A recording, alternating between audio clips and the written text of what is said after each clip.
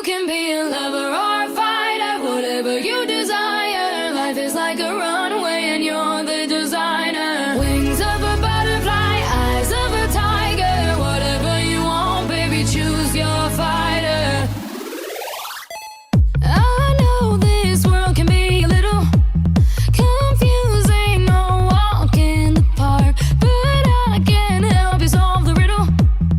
You're perfect as you are. If you wanna break out of the